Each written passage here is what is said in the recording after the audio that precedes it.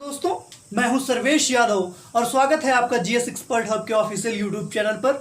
दोस्तों, जो राज्य व्यवस्था की श्रृंखला चल रही है उसी में एक और कड़ी जोड़ते हुए मैं आपके लिए एक और महत्वपूर्ण टॉपिक लेके आया हूं और इस टॉपिक से हर एग्जामिनेशन में एक या दो प्रश्न आते ही आते हैं इस राज्य व्यवस्था की सीरीज से। दोस्तों, तो ध्यान से पढ़िएगा और वीडियो को पूरा देखिएगा, क्योंकि वीडियो को पूरा देखेंगे तभी इसका प्लस पॉइंट समझ पाएंगे कि आखिर एग्जामिनेशंस में क्वेश्चंस बनाए कैसे जाते हैं। ठीक है, तो जुड़े रहिए। आज का जो हमारा टॉपिक है दोस्तों, वह पावर ऑफ प्रेसिडेंट यानी राष्ट्रपति की क्या क्या शक्तियां होती हैं उनको लेकर है। आज हम जानेंगे कि राष्ट्रपति के पास कितने प्रकार की शक्तियां होती हैं। तो यदि बात की जाए राष्ट्रपति के शक्तियों की दोस्तों, तो राष्ट्रपति की कुल 3 शक्तियां होती हैं और इन्हीं तीनों शक्तियों का प्रयोग करके वह देश का संचालन करता है। ठीक है दोस्तों, अगर पहले शक्ति की बात की जाए तो विधायी शक्ति यानी विधि बनाने की शक्ति या विधि से संबंधित शक्ति, जो भी होगा उसको हम विधायी शक्ति के अंतर्गत रखेंगे। दूसरी जो शक्ति होती है राष्ट्रपति के पास दोस्तों, वह होती है प्रशासनिक शक्ति यानी प्रशासन से संबंधित। ठीक है, प्रशासन से संबंधित जो भी शक्तियां होती हैं उसको हम प्रशासनिक शक्ति के अंतर्गत पढ़ेंगे और यह शक्ति राष्ट्रपति को प्राप्त है। और तीसरा जो है दोस्तों, वह है न्यायिक शक्ति, यानी कि राष्ट्रपति न्याय से संबंधित कौन सी शक्ति को रखता है अपने पास, उसी के संबंध में आज हम पूर्ण विवरण पढ़ेंगे दोस्तों। तो वीडियो को पूरा देखने का प्रयास करिएगा दोस्तों। ठीक है, और अधिक से अधिक लोगों तक इसको पहुंचाइएगा। राष्ट्रपति की कितनी शक्तियां होती हैं दोस्तों? 3 शक्तियां होती हैं। पहला विधायी शक्ति, दूसरा प्रशासनिक शक्ति और तीसरा न्यायिक शक्ति। ठीक है, अब हम एक एक करके सभी शक्तियों के बारे में एकदम विस्तार से पढ़ेंगे दोस्तों। ठीक है, बस जुड़े रहिए जीएस एक्सपर्ट हब के ऑफिशियल यूट्यूब चैनल से दोस्तों। तो आइए बात करते हैं राष्ट्रपति के विधायी शक्तियों का, कि राष्ट्रपति की विधायी शक्तियों के अंतर्गत किन किन बातों को रखा जाता है, क्योंकि यह बहुत ही महत्वपूर्ण है दोस्तों। ठीक है, इसीलिए हम इनके बारे में विस्तार से पढ़ेंगे, एक भी पॉइंट छूटना नहीं चाहिए एग्जामिनेशंस के लिए। ठीक है, तो पहला पॉइंट क्या है विधायी शक्तियों में, कि संसद 3 लोगों से मिलकर बना है। यह हम सभी जानते हैं कि संसद के 3 अंग होते हैं जिनसे मिलकर संसद का निर्माण होता है। पहला है लोकसभा, दूसरा है राज्यसभा और तीसरा है राष्ट्रपति। संसद कितने लोगों से मिलकर बना है? 3 लोगों से मिलकर बना है, लोकसभा, राज्यसभा व राष्ट्रपति। दूसरा पॉइंट क्या कहता है दोस्तों? दूसरा पॉइंट बताता है कि राष्ट्रपति संसद का अंग होता है जिसके हस्ताक्षर के बिना कोई विधेयक कानून नहीं बन सकता, यानी कि राष्ट्रपति संसद का वह महत्वपूर्ण हिस्सा है। यदि वह किसी विधेयक पर सिग्नेचर ना करे तो वह विधेयक कानून नहीं बन सकता। यानी कि यदि विधेयक प्रस्तावित है और राष्ट्रपति का हस्ताक्षर उसके ऊपर ना हो तो वह विधेयक कभी भी कानून नहीं बन सकता है। ठीक है दोस्तों, फिर अगला देखते हैं विधायी शक्तियों का तीसरा प्रारूप क्या है, कि राष्ट्रपति संसद के सत्र को आहूत व सत्रावसान करता है। यानी कि राष्ट्रपति संसद के दोनों सदनों, लोकसभा व राज्यसभा के सत्र को बुलाता है और सत्र के समाप्ति की घोषणा करता है। आहूत का अर्थ बुलाना होता है, यानी कि संसद के सत्र को बुलाता है। आप सभी जानते हैं 3 सत्र होते हैं, मानसून सत्र, शीतकालीन सत्र और बजट सत्र। तो उन तीनों सत्रों का आवाहन करता है और उनका सत्रावसान यानी कि विघटन करता है, बताता है कि अब सत्र की समाप्ति हो गई है दोस्तों। चौथा पॉइंट देख लेते हैं। तो चौथे पॉइंट में बताया गया है कि राष्ट्रपति के पास 3 प्रकार के निषेधाधिकार की शक्ति होती है, जिसे राष्ट्रपति का वीटो पावर भी कहते हैं। यह हम सभी जानते हैं दोस्तों कि राष्ट्रपति के पास अपनी भी कुछ विधायी शक्तियां होती हैं, जिसको हम राष्ट्रपति का वीटो पावर के नाम से जानते हैं। और राष्ट्रपति के वीटो पावर से कई बार एग्जामिनेशन में प्रश्न पूछा जा चुका है कि राष्ट्रपति के वीटो पावर का वर्णन भारतीय संविधान के किस अनुच्छेद में मिलता है। तो इसको नोट कर लीजिए दोस्तों, आर्टिकल 111 में, अनुच्छेद 111 के अंतर्गत भारतीय संविधान में राष्ट्रपति के वीटो पावर का वर्णन प्राप्त होता है। राष्ट्रपति के पास कितने प्रकार की निषेधाधिकार की शक्ति है? तो राष्ट्रपति के पास 3 प्रकार की निषेधाधिकार की शक्ति है जो वह संसद में रख सकता है। आइए देखते हैं वह तीनों कौन कौन सी हैं। तो पहली जो शक्ति है दोस्तों, वह पूर्ण या अत्यंतिक निषेधाधिकार की शक्ति है। यदि इंग्लिश मीनिंग जानना चाहें तो इसको बोला जाता है एब्सोल्यूट वीटो पावर। क्या कहते हैं दोस्तों इसको बोला जाता है एब्सोल्यूट वीटो पावर। अब पूर्ण या अत्यंतिक निषेधाधिकार की शक्ति क्या होती है दोस्तों? तो पूर्ण या अत्यंतिक निषेधाधिकार की शक्ति यही है जो आपने दूसरा पॉइंट पढ़ा कि यदि किसी विधेयक को राष्ट्रपति के पास भेजा गया हो उसे कानून के रूप में प्रवर्तित करने के लिए, तो यदि राष्ट्रपति उसके ऊपर हस्ताक्षर ना करे तो वह विधेयक कानून नहीं बन सकती है। और इसी का प्रयोग सर्वप्रथम डॉक्टर राजेंद्र प्रसाद ने पेप्सू विधेयक अधिनियम 1954 के ऊपर किया था। डॉक्टर राजेंद्र प्रसाद प्रथम राष्ट्रपति थे जिन्होंने अपने एब्सोल्यूट वीटो पावर का प्रयोग पेप्सू विधेयक 1954 के लिए किया दोस्तों।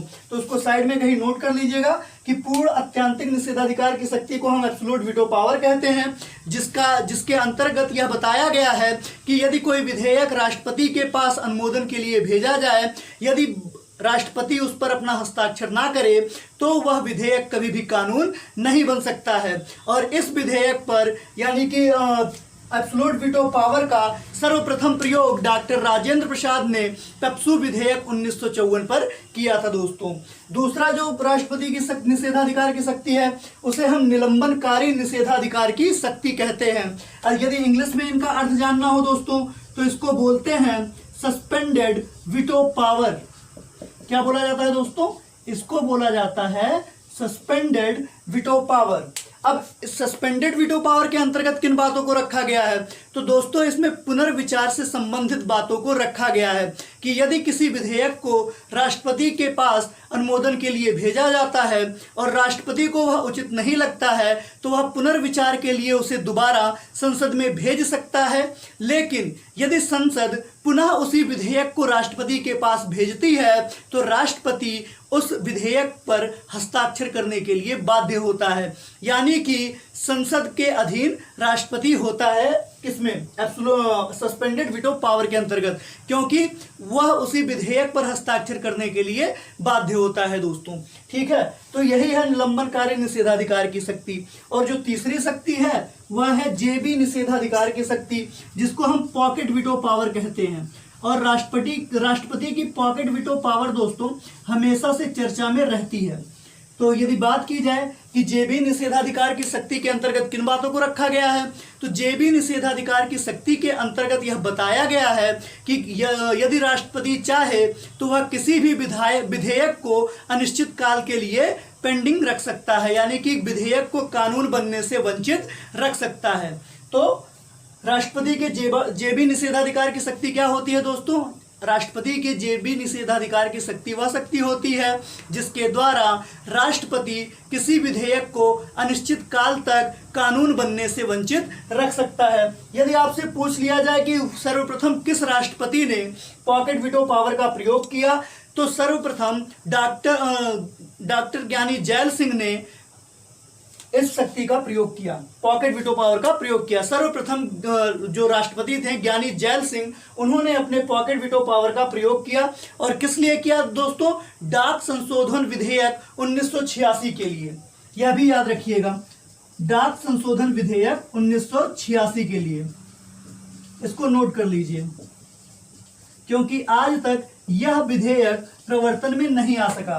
तो यही है राष्ट्रपति के जेबी निषेधाधिकार की शक्ति। इसके अंतर्गत होता क्या है कि राष्ट्रपति यदि चाहे तो किसी भी विधेयक को कानून बनने के लिए अनिश्चित काल तक वंचित रख सकता है। और इसका प्रथम प्रयोग ज्ञानी जैल सिंह ने डाक संशोधन विधेयक 1986 के लिए किया था दोस्तों। ठीक है, इसको नोट कर लीजिए। फिर हम बढ़ते हैं अगले विधायी शक्ति की तरफ। विधायी शक्तियों में अगली जो विधायी शक्ति है दोस्तों, उसका जो विवरण मिलता है हमें वह अनुच्छेद 123 के अंतर्गत मिलता है, जिसमें राष्ट्रपति के अध्यादेश के बारे में जानकारी दी गई है। अब राष्ट्रपति का अध्यादेश क्या होता है दोस्तों? तो जब संसद के दोनों सदन या कोई एक सदन सत्र में ना हो, ठीक है, विघटन हो जाए या अन्य कारणों से संसद का एक सदन या दोनों सदन सत्र में ना हो, तो ऐसी स्थिति में राष्ट्रपति एक अस्थायी विधेयक पारित कर सकता है या एक अस्थायी कानून बना सकता है। और इसी अस्थायी कानून को राष्ट्रपति का अध्यादेश कहा जाता है। और राष्ट्रपति का जो अध्यादेश जारी होने का पूरी अवधि होती है वो 7.5 माह होती है। अवधि कितनी होती है, इसको नोट कर लीजिएगा दोस्तों। इससे कई बार प्रश्न पूछा जा चुका है कि जो राष्ट्रपति का अध्यादेश होता है उसके समय काल में रहने का, प्रवर्तन में रहने की जो अवधि होती है वह कितने दिनों तक होती है, तो 7.5 माह, यानी 7 माह और आधा माह। ठीक है, तो 7 माह तक राष्ट्रपति का अध्यादेश प्रवर्तन में रहता है। तो यह हो गया राष्ट्रपति के विधायी शक्तियों के बारे में। अब देख लेते हैं कि राष्ट्रपति का प्रशासनिक शक्ति क्या है। ठीक है, विधायी शक्तियों के अंतर्गत हमने जो पढ़ा वह उसको विधि निर्माण के लिए पारंगत बनाता है, जबकि प्रशासनिक शक्तियों के द्वारा हम उसकी प्रशासन व्यवस्था में भागीदारी को समझते हैं दोस्तों। तो आइए देखते हैं प्रशासनिक शक्तियों के बारे में। प्रशासनिक शक्तियों के बारे में पहला जो प्रावधान है दोस्तों, उसमें बताया गया है कि कार्यपालिका की समस्त कार्यवाही राष्ट्रपति के नाम पर की जाएगी। यानी कि कार्यपालिका की जितनी भी कार्यवाहियां होंगी वह किसके नाम पर की जाएंगी, सिर्फ और सिर्फ राष्ट्रपति के नाम पे की जाएंगी। और इसका जो विवरण मिलता है दोस्तों वह आर्टिकल 85 के अंतर्गत मिलता है। ठीक है, तो अनुच्छेद 85 के अंतर्गत कार्यपालिका की समस्त कार्यवाही राष्ट्रपति के नाम पर की जाएगी, इसका विवरण हमें प्राप्त होता है। अगला देखिए, सभी अंतरराष्ट्रीय संधियों पर राष्ट्रपति की अनुमति जरूरी है। देश में रहकर विदेशियों के साथ जो समझौते होते हैं या विदेशी देशों के साथ जो समझौते होते हैं या फिर जो जल संधियां होती हैं, इन सभी संधियों पर राष्ट्रपति की अनुमति अनिवार्य है दोस्तों। बिना उनकी अनुमति के कोई भी संधि नहीं की जा सकती है। तो याद रखिएगा, प्रशासनिक कार्यों में संधियों से अंतरराष्ट्रीय संधियों में राष्ट्रपति की अनुमति बहुत ही जरूरी है दोस्तों।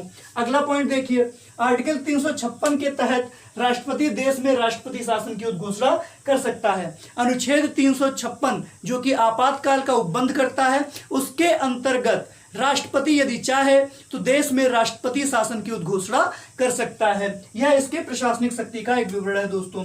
अगला पॉइंट है, संघ के समस्त महत्वपूर्ण पदों पर नियुक्ति जो होती है वह राष्ट्रपति के द्वारा की जाती है। अब संघ के महत्वपूर्ण पद कौन कौन से होते हैं दोस्तों, जैसे आप महालेखा नियंत्रक परीक्षक को जानते हैं, कैग यानी controller and auditor general of India की जो नियुक्ति होती है वह भी राष्ट्रपति के द्वारा होती है। इसके अतिरिक्त जो अन्य पद हैं जैसे लोकसभा के अध्यक्ष, उपाध्यक्ष या राज्यसभा के सभापति, उपसभापति, ये सभी महत्वपूर्ण पदों पर जो नियुक्ति करने का प्रावधान है वह किसके द्वारा किया जाता है दोस्तों, राष्ट्रपति के द्वारा किया जाता है। अगला जो पॉइंट है, राष्ट्रपति संघ विश्वविद्यालय का कुलाधिपति होता है। यानी कि जो देश का राष्ट्रपति होगा, जो भी भारत का राष्ट्रपति होगा, वह संघ विश्वविद्यालय का कुलाधिपति होगा। यही है दोस्तों राष्ट्रपति के प्रशासनिक शक्तियों का विवरण। तो इसको नोट कर लीजिए, फिर हम बढ़ेंगे राष्ट्रपति के न्यायिक शक्तियों के लिए। नोट कर लीजिए दोस्तों, यदि राष्ट्रपति के न्यायिक शक्ति के बारे में दोस्तों, तो अनुच्छेद 72 के अंतर्गत राष्ट्रपति के क्षमादान की शक्ति का विवरण दिया गया है। इसके अंतर्गत किन किन बातों को रखा गया है, आइए एक दृष्टि डाल लेते हैं। पहली जो बात कही गई है अनुच्छेद 72 में वह यह बताई गई है कि राष्ट्रपति किसी भी प्रकार के दंड को क्षमा, लघुकृत या निलंबित कर सकता है। यानी कि यदि किसी व्यक्ति को कोई भी या किसी भी प्रकार की सजा मिली हो, यदि राष्ट्रपति को उचित लगता है लोक हित के संबंध में, तो वह उसकी सजा को क्षमा कर सकता है, लघुकृत कर सकता है या फिर उस सजा को पूरी तरह से निलंबित कर सकता है। यही है राष्ट्रपति के क्षमादान की शक्ति का प्रावधान दोस्तों। अगला पॉइंट देख लीजिए, अगले पॉइंट में बताया गया है कि मृत्यु दंड पर राष्ट्रपति केवल क्षमादान कर सकता है। यदि किसी व्यक्ति को मृत्यु दंड की सजा मिली हो तो उस सजा को राष्ट्रपति सिर्फ और सिर्फ क्षमा कर सकता है, यानी कि क्षमादान दे सकता है कि उसे मृत्यु दंड ना मिले। लेकिन उस पे लगे हुए जो अन्य सजाएं हैं या फिर अन्य जो अवधि है कारावास की, उसमें कोई भी लघुकरण नहीं कर सकता है। मृत्यु दंड पर सिर्फ उसे वह क्षमादान प्रदान कर सकता है दोस्तों। अगला जो पॉइंट है उसमें बताया गया है कि राष्ट्रपति के क्षमादान शक्ति की जांच उच्चतम न्यायालय कर सकता है। यदि उच्चतम न्यायालय को ऐसा लगता है कि राष्ट्रपति ने जो क्षमादान दिया है किसी भी व्यक्ति को, वह किसी दबाव में आकर दिया है या किसी प्रलोभन में दिया है, तो वह राष्ट्रपति के क्षमादान शक्ति की जांच करवा सकता है। तो यह है दोस्तों राष्ट्रपति की 3 शक्तियां, पहला विधायी शक्ति, दूसरा प्रशासनिक शक्ति और तीसरा न्यायिक शक्ति। इन सभी शक्तियों का विवरण हमने देख लिया है दोस्तों। इसके अतिरिक्त राष्ट्रपति के पास एक अन्य शक्ति होती है जिसको हम अनुच्छेद 143 के अंतर्गत व्यक्त करते हैं। इसके बारे में बस जान लीजिए दोस्तों, क्योंकि यह राष्ट्रपति के सलाहकारी क्षेत्राधिकार से संबंधित है। अनुच्छेद 143 में राष्ट्रपति के सलाहकारी क्षेत्राधिकार के बारे में बताया गया है। अब राष्ट्रपति के सलाहकारी क्षेत्राधिकार का क्या अर्थ है दोस्तों? तो राष्ट्रपति यदि चाहे तो लोकहित के किसी भी मामले पर उच्चतम न्यायालय के मुख्य न्यायाधीश से सलाह या विचार विमर्श कर सकता है, लेकिन राष्ट्रपति उस सलाह को मानने के लिए बाध्य बिल्कुल नहीं होता है। यदि राष्ट्रपति चाहे तो राम मंदिर विवाद पर उच्चतम न्यायालय के मुख्य न्यायाधीश से चर्चा कर सकता है, लेकिन वह उच्चतम न्यायालय के निर्णय को मानने के लिए बाध्य नहीं हो सकता। यही है दोस्तों अनुच्छेद 143 में राष्ट्रपति के सलाहकारी क्षेत्राधिकार का विवरण दोस्तों। तो यह आपके राष्ट्रपति की शक्तियों का पूर्ण विवरण है दोस्तों। यदि आपको यह वीडियो अच्छी लगी हो तो लाइक करिए, शेयर करिए और अधिक से अधिक लोगों से हमारा चैनल सब्सक्राइब कराइए। बहुत बहुत धन्यवाद दोस्तों।